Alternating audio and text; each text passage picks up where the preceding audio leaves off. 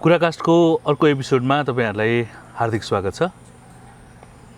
आज हामी अर्को एपिसोडमा फेरि अर्कै किसिमको रमाइलो गफगाफ लिएर रमाइलो कुरा लिएर उपस्थित भएको छौं। हामीसँग आज शिवजी हुनुहुन्छ, जसलाई गोविन्दपुरे पनि भनेर भनिन्छ। उहाँलाई गोविन्दपुरे रे पनि भनेर भनिन्छ। उहाँ एउटा पुस्तक व्यवसायी हुनुहुन्छ। इटहरीमा बसेर लामो समयदेखि साहित्य क्षेत्रतिर पनि अगाडि बढ्नु भएको छ। विशेष गजल लेख्नुहुन्छ, कविता पनि लेख्नुहुन्छ। उहाँसँग आज हामी कुराकानी गर्दैछौँ। शिवजी, स्वागत छ कुराकानीमा। धन्यवाद, नमस्कार। के छ खबर? ठिकठाक छु। तपाईसँग धेरै पछाडि भेट भयो। भनौँ यस्तै हो। खुसी लाग्यो। ठिक छ, धन्यवाद। आज केमा व्यस्त हुनुहुन्छ? आजभोलि गजलभन्दा पनि अलि कवितातिर नै लेख्दैछु। साहित्य लेखिराख्नु भएको छ? साहित्य थोरै, बढी जसो अब पुस्तक पसल तपाईँलाई थाहा छँदैछ, व्यवसायमै व्यस्त छु बढी जसो त। भनेपछि त दुईवटा कुरा पो भयो त यहाँनिर। तपाईँ व्यवसाय पनि गरिराख्नु भएको छ अनि साहित्य क्षेत्रतिर पनि अगाडि बढिराख्नु भएको छ है? रमाइलो लागिरहेछ। यो भन्नै पर्दाखेरि पाटो नै मेरो त्यस्तै परेछ। तर अन्य स्टेसनरी आइटम भन्दा पनि म सुरुदेखि नै साहित्यिक पुस्तकहरूकै बजारलाई चाहिँ टार्गेट गरेर आएको छु। ओके। र पछि पनि त्यही नै ट्रेन्ड अघि बढिरहेको ठिक छ। साहित्यिक पुस्तक, साहित्यिक क्षेत्र नजिकै भएको हुनाले पनि होला सायद म आफू पनि साहित्यिक भएछु। पसलमा बस्दा बस्दै पुस्तक पढ्यो, केही फुरिहाल्यो, लेखिहाल्यो। होइन, लेखन त पुस्तक पसल गर्नुभन्दा अगाडि पनि लेखिन्थ्यो। लेखनको मेरो यात्रा चाहिँ अलि अगाडिबाटै हो। पछि संयोग भनौँ व्यवसाय पनि मैले साहित्य किताबलाई नै अघि बढाएर सुरु गरेँ। अलिकति कुरा गरौँ न तपाईँको ब्याकग्राउन्ड। तपाईँ कहाँदेखि आउनुभयो, इटहरी कहिले आउनुभयो? जहाँसम्म मलाई सम्झना छ, तपाईँ र मेरो पहिलो भेट त्यस्तै 66-67 सालतिर भयो होला। 66-67 होइन, हामी 69मा पहिलो भेट गरेँ। ए हो र भने? किनभने इटहरी आउने बित्तिकै सम्भवतः हाम्रा साहित्यिक सहकर्मीहरू, साथीहरू, अभियन्ताहरू भनौँ होइन, साहित्य फाँटका सबैभन्दा पहिलो व्यक्ति मैले इटहरीमा अहिले जति भेटिरहेको छु तीमध्येको पहिलो लिस्टमा तपाईँ हुनुहुन्छ। Oh my god. म बहुत राम्रो संयोग। मोरङको गोविन्दपुरमा जन्मेको हुँ। हजुर। अध्ययन +2 सम्मको मैले त्यहीँ गरेको थिएँ। ब्याचलरको लागि म काठमाडौँ गएँ। त्यही दौरानमा जागिरका सिलसिलामा अनेक ठाउँहरू घुम्दै केही समय बित्यो। पछि इटहरी म 69मा आएको हुँ। इटहरीमा आएर सुरुवाती चरणमा त पसल गरेको थिएन, तर मैले यही किताब सम्बन्धी नै काम गर्दै थिएँ। त्यही माहौलमा तपाईँसँग भेट भयो। त्यो बेला म गजल लेख्थेँ। अनलाइनमा के अरे फेसबुकमा निकै पोस्टहरू गरिन्थ्यो। त्यो सँगसँगै तपाईँसँग फ्रेन्ड लिस्टमा हामी जोडियौँ र हामीले समय मिलाएर भेटघाट पनि गरेको थियौँ। मलाई तपाईँको एकदमै इन्ट्रेस्टिङ लागेको कुरा छ कि तपाईँको फेसबुकमा पहिला एउटा नाम थियो, शिव रेग्मी भनेर आउँथ्यो होइन? राइट। रातारात तपाईँले नाम चेन्ज गरेर गोविन्दपुरे रे बनाउनु भयो। एकदमै इन्ट्रेस्टिङ छ क्या। तपाईँलाई र अर्को कुरा कस्तो छ भने पछिल्लो समयमा इटहरीमा मलाई धेरैजना साथीले सोध्नुहुन्छ क्या, मलाई यस्तो पुस्तक चाहिएको छ, कहिलेकाहीँ म पनि अध्ययन गरिरहेको हुन्छु, कहाँ पाउँछ होला भनेर भन्दाखेरि शिवजीकोमा जानु न भन्छु क्या म। अनि शिवजीकोमा भन्दाखेरि सुनवर्सी जानु न भन्नु। कहाँ छ त्यो भन्नुहुन्छ। अनि शिवजी भने चाहिँ को शिवजी भन्नुहुन्छ? ए गोविन्दपुरेकोमा जानु न। ए गोविन्दपुरे, म त त्यहाँ गइहाल्छु नि भन्छन् क्या।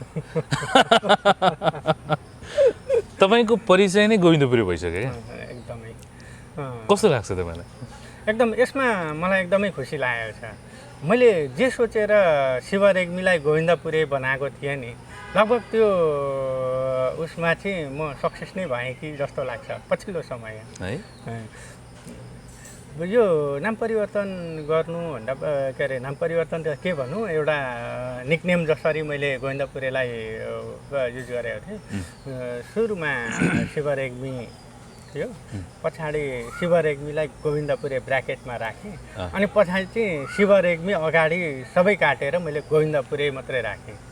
त्यसपछि रे पनि छ पछाडि। त्यो रे चाहिँ मैले अननोनली सिङ्गल गोविन्द पुरे मात्रै लेख्न नसकेर फेसबुकले नेमसँगै सरनेम खोज्छ नि, हो त्यो मैले सकिनँ आफैले प्रयास गर्दा गर्दै, अनि त्यत्तिकै रे छोडिदिएको थिएँ। त्यो रे नै पछि गोविन्द पुरेसँगको रे त्यही नै साथीहरूले बढी ध्यान दिएको लाग्यो।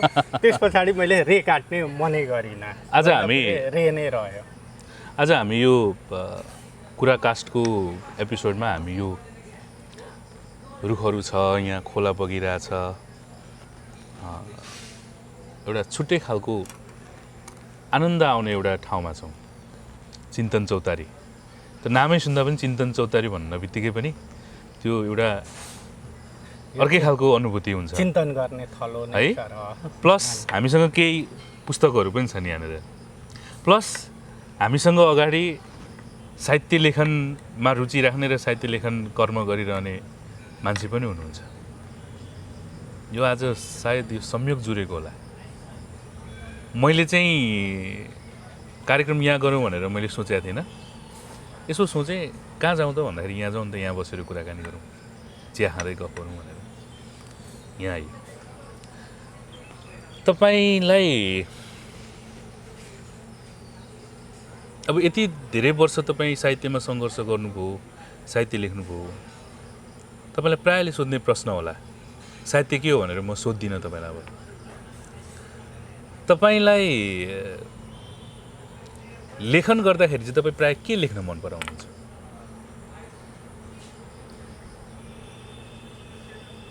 सुरु मैले कविताबाट गरेको हुँ, साहित्यमा अक्षर खेलाउन मैले कविताबाटै सुरु गरेको हुँ। बिचमा म गजल लेख्न थालेँ। गजल सम्भवतः मैले 5-6 वर्ष नै लेखेँ होला। पछि गजलमा अलिकति क्र्यास भनौँ न, बहर र गैर बहरको जब माहौल चल्यो त्यस पछाडि म एकदमै स्लो बसेको थिएँ। गजल लेखन रोकेर थोरै मात्रै लेख्दै बस्दै थिएँ। पछि कवितामा म एकाएक अघि बढ्न मन लाग्यो। कवितामा पनि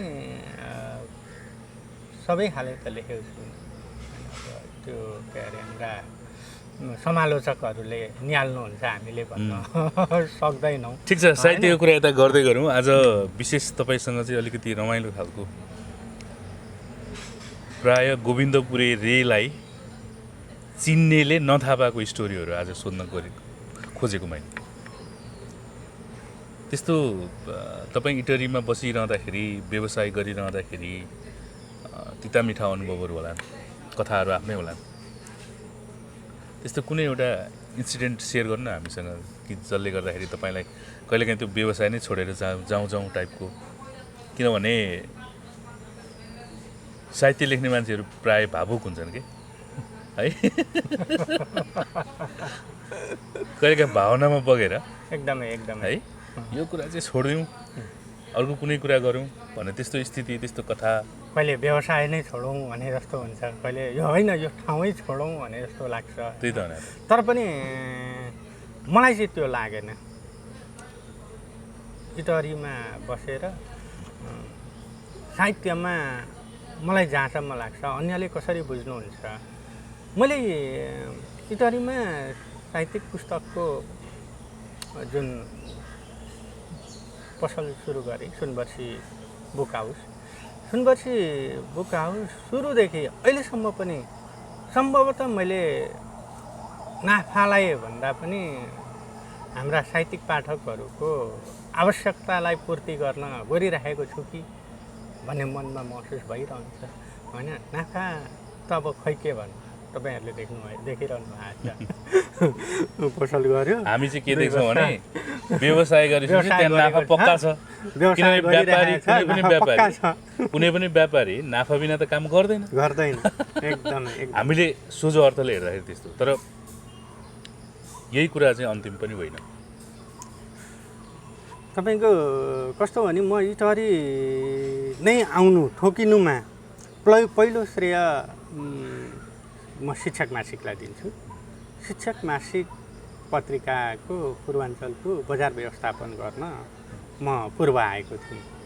शिक्षक मासिकले नै गर्दा भनौँ इटहरी आइपुगेँ। म इटहरीमा रहेर काम गर्दै जाँदाखेरि सुरुमा त मैले पसल गरेको थिइनँ।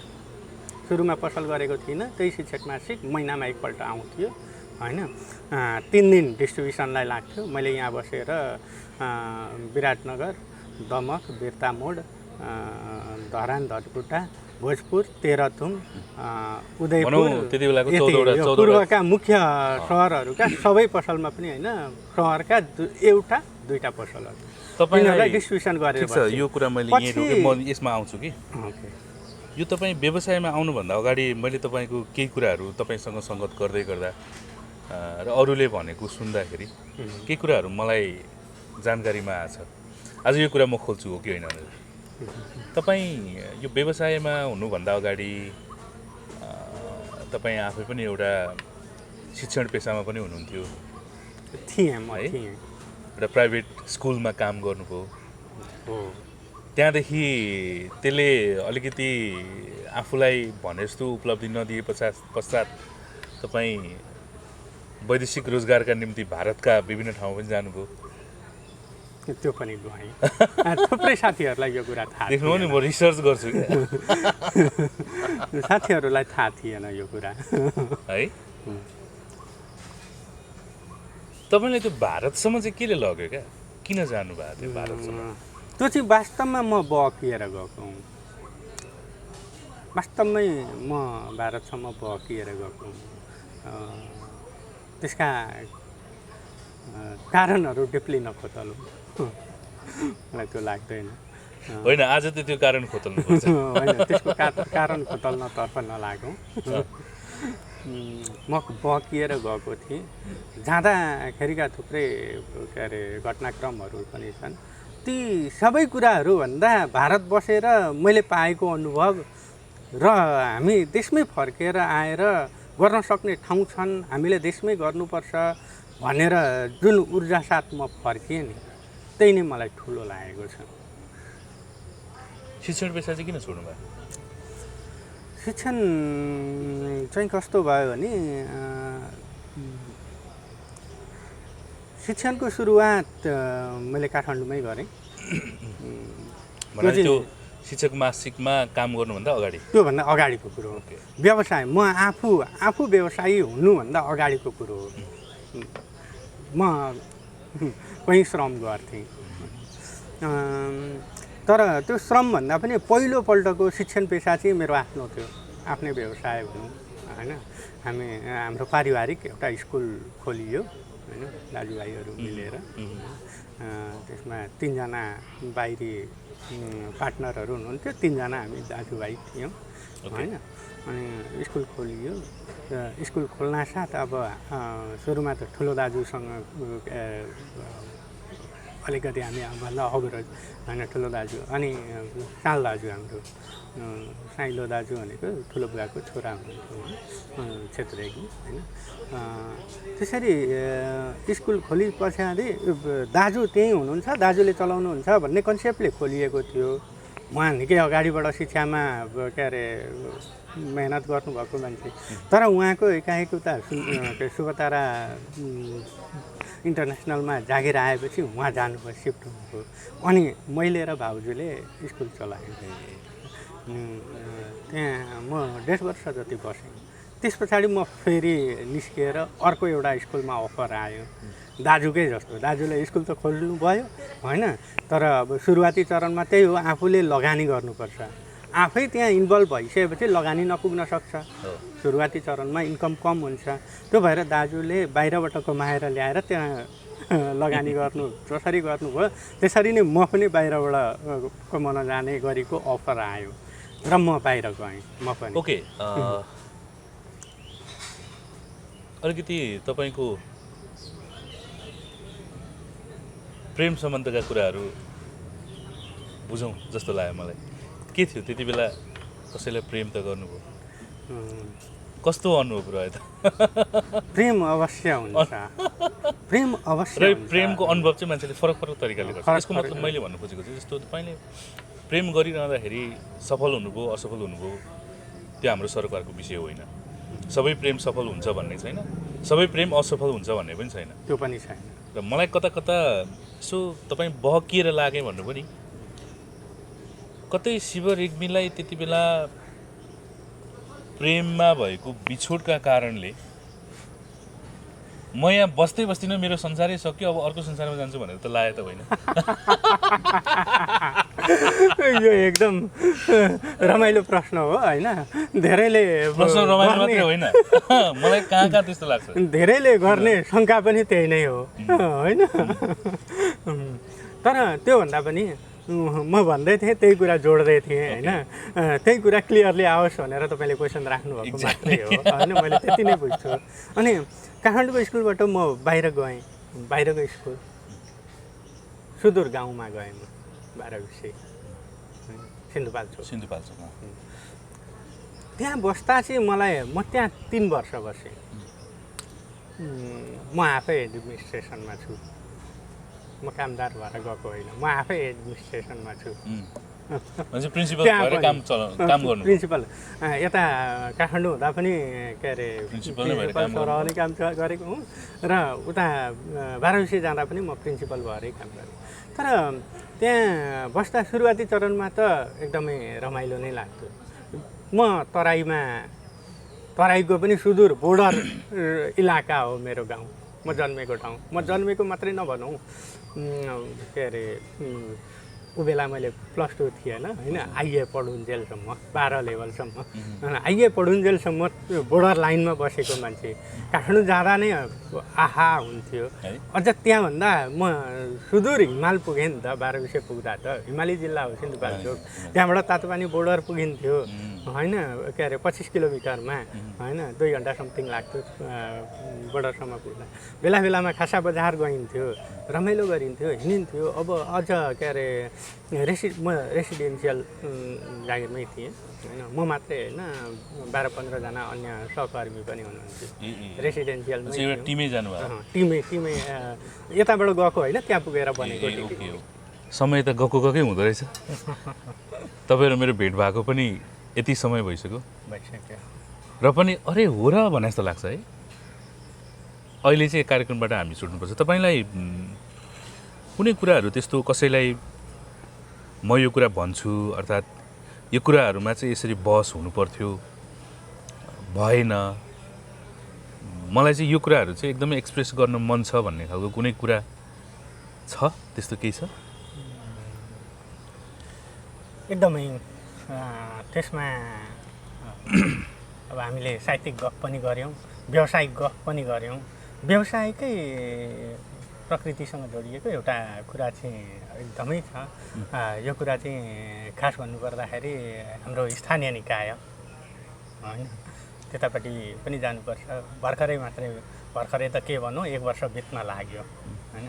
म के अरे इटहरीमा बाढी आएको, त्यो पनि बर्खा मासमा होइन, दसैँ आसपासमा, कात्तिकको 3 गते इटहरी डुबानमा पर्यो। त्यो डुबानमा मेरो क्षति धेरैले निहाल्नु भएको थियो। कति आकलन गर्नुभयो उहाँहरूले र मेरो वास्तविक क्षति कति भयो त्यो अब गरौँ। इटहरीलाई मैले माया गरिराखेको छु, माया गरेर इटहरी आएँ।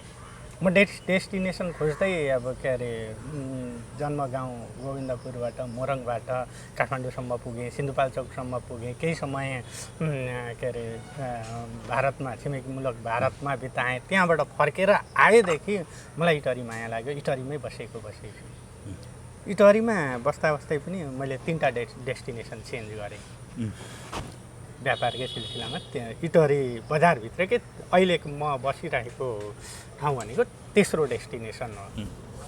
2 डेस्टिनेसन व्यापारको कारणले, व्यापार राम्रो नथिए नि अब आफ्नो पनि त चल्नु पर्यो होइन। तेस्रो डेस्टिनेसनमा त पुगेँ, तर यस्तो डेस्टिनेसनमा पुगेँ कि जहाँ वर्षै पछि मैले बाढी झेल्नु परिरहेको छ।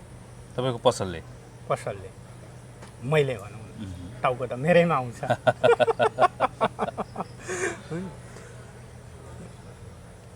म एउटा कुरा बेला बेला एकदम गम्भीर भएर सोध्छु, मैले इटहरीलाई अन्य सहरहरू छोडेर लास्टमा आएको इटहरीलाई अपनत्व गरेको छु, तर इटहरीले मलाई के दिँदैछ?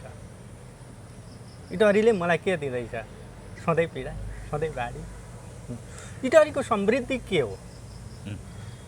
यसमा थोरै लामो जान सक्छ तपाईँले इटहरीको वास्तविक समृद्धि के हो? सांस्कृतिक समृद्धि छ इटहरीमा? सांस्कृतिक धरोहर छ केही इटहरीमा? भन्नु।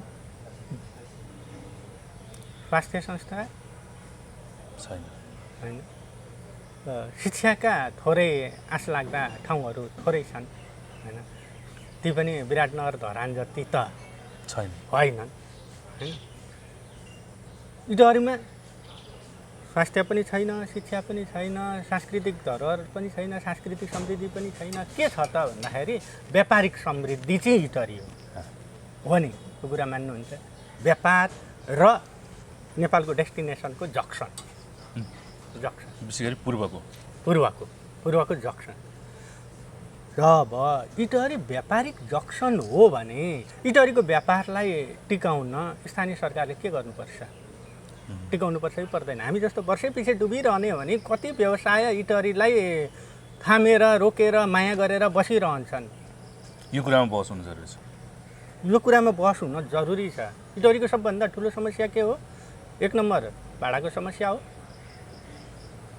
दोस्रो नम्बर बाढीको समस्या हो। बाढी र भाडाले पेलिरहेछ। हुन्छ।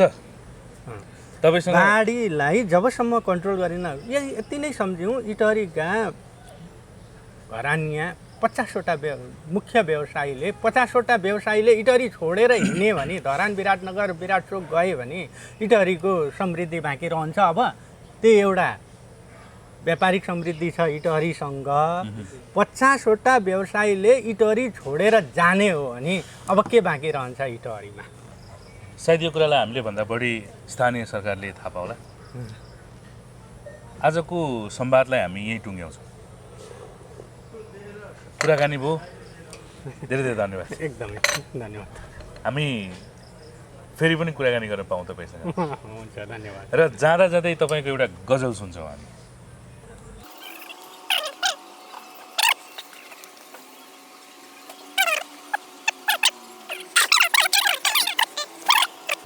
मैले एउटा गजल भने गजल फेरि गजलमा जानु पुरा सन्तोषजी त्यहाँ अगाडि गजल भनेको छ है। त्यहाँ मैले गजल जाँदा जाँदै हामी एउटा गजल सुन्छौँ। एउटा गजल राखिदिएँ, एउटा कविता राखिदिएँ, छानेर राखेँ। होइन, दुईवटा एउटै गरौँ, गजल मात्रै राखौँ ल। यो मैले 2019मा लेखेको रहेछु। जलेरै दीप छर्दछ मैना पुजिन दियो झैँ, जलेरै दीप छर्दछ मैना पुजिन्न दियो झैँ, तिखै छ भाला तैपनि वस्त्र सिउन्न सियो झैँ, जलेरै दीप छर्दछ मैना पुजिन्न दियो झैँ, ठाडै छ पोल सडक पास नियाली हेर त, ठाडै छ पोल सडक पास नियाली हेर त, हुँदैन हठले खलोको दाङ बाँसको मियो झैँ। वाह। जलेर दीप छर्दछ मैना पुजिन्न दियो झैँ, दानीले प्यास मेटाई धर्म बटुल्छन् गाउँघर, दानीले प्यास मेटाई धर्म बटुल्छन् गाउँघर, बाँडिन्छ छिमेक दही र मोही बेचिन्न रियो झैँ। वाह। फेरि एकचोटि बाँडिन्न दही, दानीले प्यास मेटाई धर्म बटुल्छन् गाउँघर, बाँडिन्छ छिमेक दही र मोही बेचिन्न रियो झैँ। वाह, क्या बात। खेलको शोभा मैदानका दुवै काठका चोइटा, खेलका शोभा मैदानका दुवै काठका चोइटा विकेट र ब्याट हुँदैनन् रौनक डन्डी र बियो चाहिँ वाह बबाल बबाल बबाल बाल्यकाल सम्झ्यौँ बबाल, हामीले डन्डी बबाल, बियो बबाल। कति खेल्थ्यौँ एकदम एकदम त्यो एकदम क्रिकेट भन्दा क्रिकेटमा त्यो विकेट र धेरै त्यो चाहिँ त्यो डन्डीको जस्तो चाहिँ रौनक छ थ्याङ्क यू धन्यवाद एकदम खुसी